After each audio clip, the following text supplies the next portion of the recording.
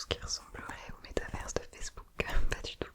Donc pour te citer quelques mondes explorés par Evelyne sans trop en dire, elle vit une vie très glamour de star des arts martiaux. Il y a aussi un monde où il y a un lien étrange avec le film Ratatouille. Oui. Et un autre monde par exemple où l'humain a évolué de telle sorte à avoir des knackis à la place des doigts. Oui, dit comme ça, c'est très absurde. Le film est long, mais il est très rythmé, on s'ennuie absolument pas. Il y avait un risque assez gros de perdre le spectateur entre tous les genres mélangés, tous les enjeux du film, les changements de monde très fréquents. Mais le challenge a été vraiment réalisé avec succès. Moi je trouve qu'on n'est pas perdu dedans et que le rythme est top. La réalisation était excellente, les images étaient sublimes, les effets spéciaux réussis, les costumes et maquillages parfait. C'est un film qui nous fait réfléchir sur plein de sujets assez profonds et c'est un film voilà, très touchant. Il peut à certains moments sembler pessimiste, mais au final c'est vraiment l'amour et la beauté de ce qui nous entoure qui en ressort. En une phrase, c'est un film qui nous montre comment trouver du sens dans l'absurde. Et voilà, s'il passe encore au cinéma près de chez vous, vraiment allez le voir, c'est une expérience que vous ne regretterez pas, je l'espère. D'ailleurs, pour les personnes qui auraient vu le film, j'espère ne pas tomber dans un autre univers en squishant cette banane tout en chuchotant dans un micro, parce qu'on est d'accord que ça pourrait être un déclencheur de passage d'un univers à un autre. Bon, je vais laisser cette pauvre banane tranquille.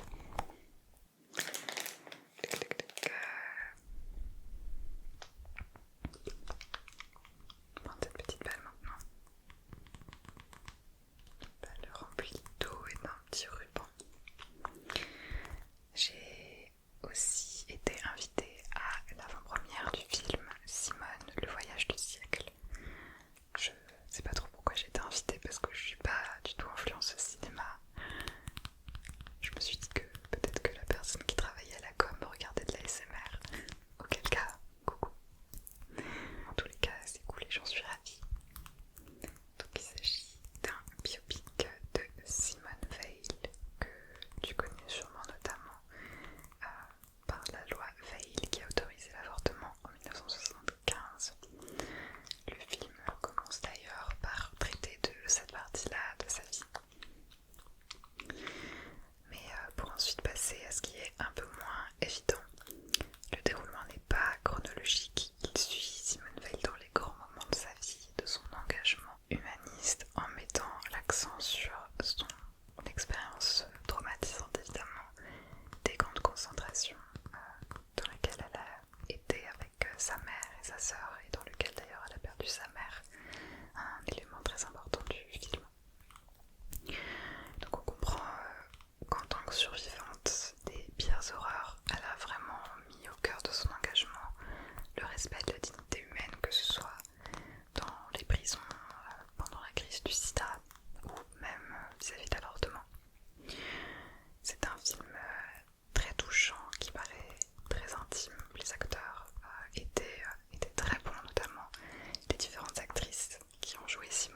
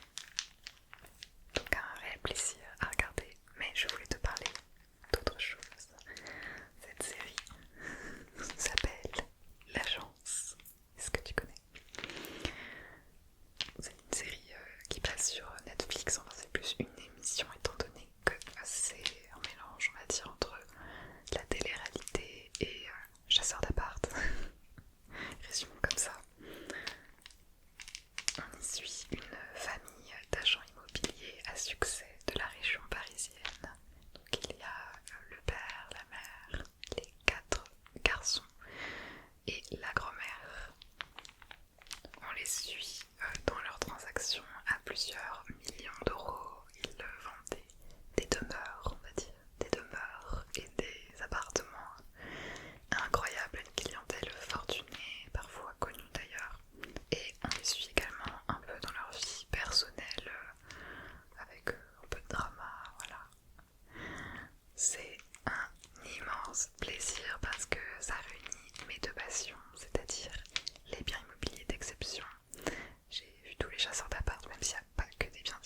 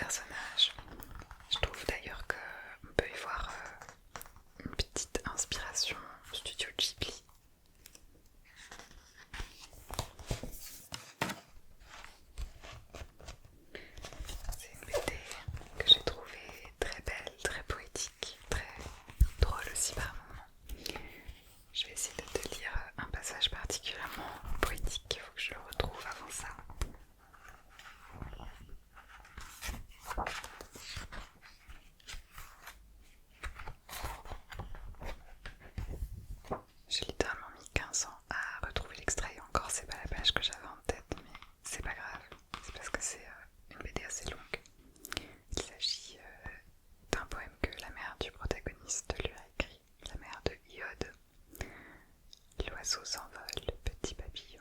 J'aimerais tant qu'on virevolte, loin vers l'horizon, toucher de nos doigts les étoiles brûlantes, les contempler un temps et qu'elles redeviennent filantes. Du plus profond de tes yeux, de ton iris, en pensant à un feu magique, absorbe le merveilleux mon fils et fais de cette terre bleue un monde magnifique. J'ai trouvé très beau. Tu as compris qu'on est dans un thème plutôt sous-marin, enfin marin tout court. Et voilà, très très bonne BD si tu cherches de quoi lire. Maintenant on va pouvoir attaquer les livres. Alors c'est là où c'est un peu plus compliqué. En fait j'ai à la fois beaucoup lu et pas beaucoup lu, c'est-à-dire que j'ai commencé beaucoup de livres sans forcément les terminer, notamment quelques classiques comme Le Rouge et le Noir de Stendhal, que j'avais arrêté un moment pour lire autre chose et je l'ai pas encore repris, mais j'aimerais le terminer un jour. Et aussi du côté de chez Swann de Proust, que lui pour le coup j'aime beaucoup lire, mais j'avance un peu doucement parce que c'est pareil, je lis à côté et parfois j'y reviens, etc. Donc je t'en parlerai sûrement plus tard. Et aussi lu des livres que j'ai relus, donc dont je vais pas forcément te parler là. Et il y a eu aussi des livres que j'ai appréciés mais sans non plus réel coup de cœur, et j'ai dû faire une sélection, donc j'ai enlevé Dévorer le ciel de Paolo Giordano, même si en vrai j'ai bien aimé le lire, il était étrangement captivant. J'en ai juste pas eu un souvenir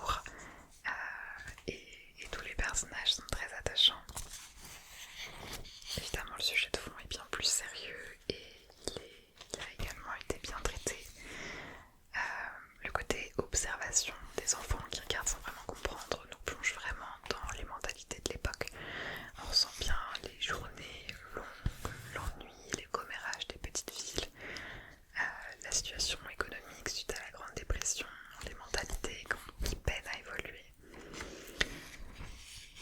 À noter d'ailleurs que l'autrice est inspirée d'un réel procès qui a eu lieu dans les années 30, un procès similaire, et qu'il y a apparemment pas mal d'éléments autobiographiques dans ce roman. C'est un roman que je recommande beaucoup, je ne le connaissais pas alors qu'apparemment il est très très très connu. Voilà. Alors je prends maintenant ma liseuse car je n'ai pas ce livre en physique. Il s'agit de deux livres de Sally Rooney que tu connais peut-être. J'ai lu Normal People et Conversation with Friends. J'ai lu ces deux livres en anglais déjà parce qu'ils n'étaient pas sortis en français quand j'avais décidé de les lire. Et aussi j'aime bien lire avec l'écriture originale de l'autrice. Pour te résumer rapidement, Normal People, il y a une série d'ailleurs dessus, mais en tout cas le livre, on suit l'histoire d'amour et d'amitié entre deux personnages, Marianne et Connell, qui viennent de la même ville d'Irlande. Marianne est issue d'un milieu très aisé, mais dans un environnement familial assez toxique. Et au lycée, elle est plutôt du genre solitaire et mise de côté, même si ça va changer à son entrée à l'université, elle sera beaucoup mieux intégrée. Connell, lui, vient d'un milieu très populaire, au contraire. Donc on a une grande différence de classe entre les deux personnages. L'histoire dite comme ça semble un peu banale, en même temps c'est le titre, Normal People. Mais le roman en réalité se tient vraiment loin des clichés. Je te donnerai mon avis global ensuite. Maintenant je vais te résumer rapidement aussi Conversation with Friends. Alors dans ce roman on suit 4 personnages. Cette fois-ci on a Frances qui est la narratrice, Bobby qui est à la fois son ex et sa meilleure amie, et elles vont faire la rencontre d'un couple en apparence très glamour, donc Melissa, une photographe, et Nick, un acteur. Et on va suivre leur relation. Évidemment il y aura pas mal de drama, tu t'en doutes. Mais une fois de plus, voilà, ça reste loin des clichés. Ce que j'aime dans les romans de Sally Rooney, c'est qu'ils sont très dans le vrai, dans la réalité. On rentre vraiment dans la psychologie des personnages et on peut s'identifier sur pas mal d'aspects qui sont pas forcément hyper abordés dans la littérature jeunesse. On y trouve plein de thèmes comme la violence, les maladies mentales, la sexualité, les différences de classe sociale par exemple.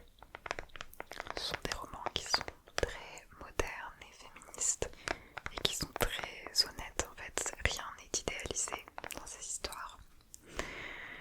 Et même si ce sont aussi des livres qui peuvent parfois toucher un peu des cordes sensibles et être un peu lourds par moments, mettre dans un mood un peu bizarre, il reste des bonnes lectures sur notre rapport à nous-mêmes et notre rapport aux autres.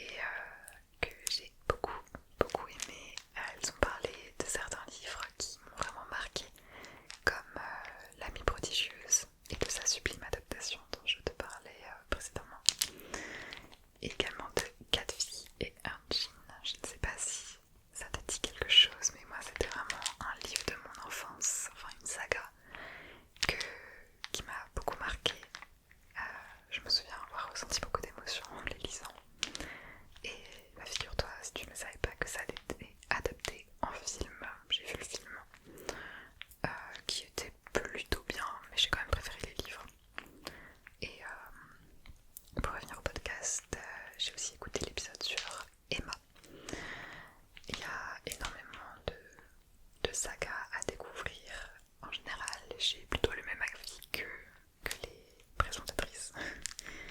Et il est très cool à écouter, la conversation est intéressante, on apprend aussi des choses parfois. Donc je te le conseille vivement. Et en dernier, je voulais te parler d'un jeu auquel j'ai joué sur iPad, mais que je connaissais déjà parce que Antoine l'avait sur son téléphone. Étant donné que j'avais un essai gratuit Apple Arcade, j'ai terminé le jeu, mais maintenant je ne l'ai plus donc je ne peux pas te le montrer. Donc je vais aller voler le téléphone d'Antoine discrètement pour te montrer à quoi ça ressemble. Et je reviens tout de suite. Donc il s'agit du jeu Hidden Fox. Hidden Fox, qui est une sorte de Où est Charlie sur téléphone. J'adore ce jeu, il est génial. Alors je te mets un niveau au pif. On a donc une carte plus ou moins grande, il y a des niveaux faciles, des niveaux beaucoup plus difficiles. Et en bas on a une liste de petits personnages à trouver. Par exemple, pour cet homme en détresse, l'assise inconfortable et le dernier des soucis. On a des petits indices à chaque fois, c'est parfois subtil. Si tu veux la vie de Jessie la classe, les siestes en haut d'un arbre, c'est ce qu'il y a de mieux. Donc là tu vas plutôt chercher en haut des arbres. Ce que j'adore, c'est que tout est interactif. Je t'active le son pas très fort pour te montrer, mais ce qui est trop bien aussi, c'est que tous les bruitages ont été faits à la bouche. C'est un peu du beatbox.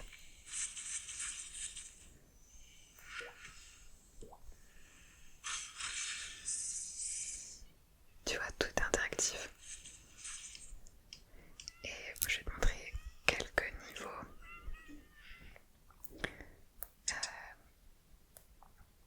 Un grand niveau, par exemple. Oh non, il est pas si grand celui-ci.